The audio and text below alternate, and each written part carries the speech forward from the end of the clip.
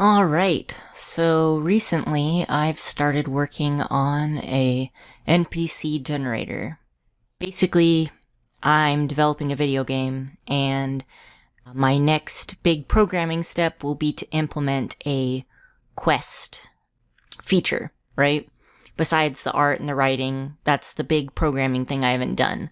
The player works in an apothecary shop where they basically go out into the forest, gather herbs and materials, and then come back to their shop and create medicine, right?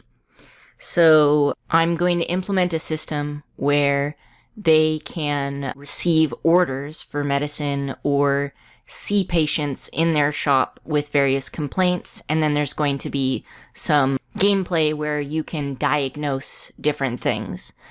One thing that I would like to do with this world is to make it so that the NPCs are very individualized. And luckily, since I am doing my own art, I am able to do that in a cost-efficient way, at least money-wise, if not time and effort-wise. So one of the things that I have done is I'm streamlining the process by making a generator for NPCs. So here I've put 4 basic bases. Base 1 has kind of like legs together and a certain type of hips, and base 2, base 3, and base 4, right? And then for each base, you've got different arm positions, so slack arms, kind of tense arms, hands on hips, and the arms being crossed. If we go to base, there's also several different hip variations. There's hips bigger or smaller, and for the other bases, instead of directly bigger or smaller, it makes them kind of top heavy versus not so much. Like, it makes it, different shapes. And as you can see, if I go to the widest hips, it keeps the widest hips for every body type, right? I've got several different waists, so you can have, right now, I don't have that many. There's the default waist, which is quite small, and then there's a thicker waist with less of an indent, and then there is some stomach fat, which you can see on the various body types. Like, it looks a bit different. On base 1 and 2, you've got kind of like softer fat, and then on base 3 and 4, it's kind of more of a hard, visceral fat. And I'll be adding some more variations to that. We also have different chests, because turns out people don't just have one kind. So I've got like this one with like inverted nipples and kind of triangle-shaped areolas, and, various types. Like, these have a constricted base, and then these do not have a constricted base, they have a wide base. So different weights, nipple placements, etc. So, as you can see, we've got various chests here. And then, everything down here is all different faces. So we can have different faces for jaw structure, basically. And that kind of, I've got 12 different ones. They all will change the face of the character to various degrees. I still have to do a bit of editing to make those, like, as you can see on some of these, this has cheekbones that are kind of covered up by some of the ears. But it's still a work in progress.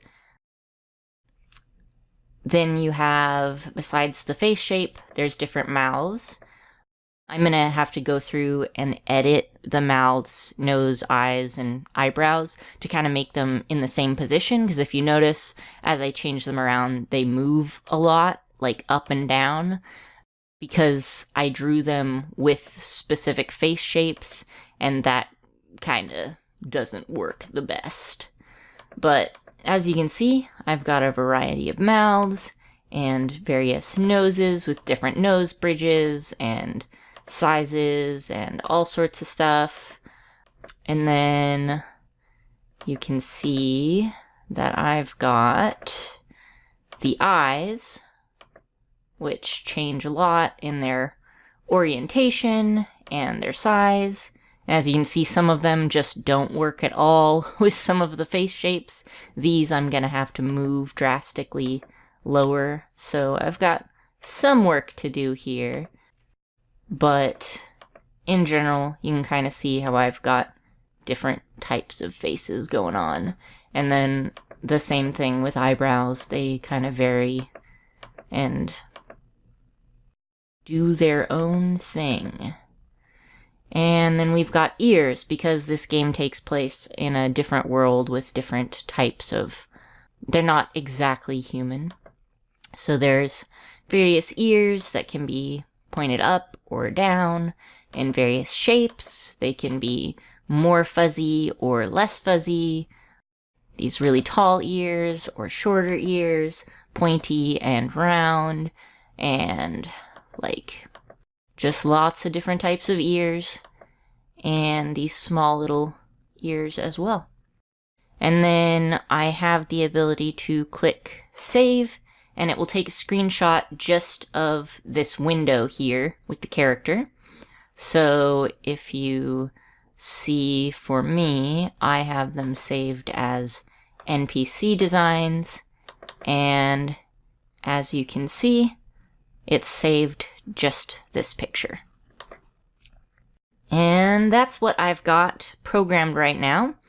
I actually have several different bases that I have yet to implement. I have 3 more different body shapes, and then out of the original 4, I've also included wider versions of them, so you can make characters who are more heavy set.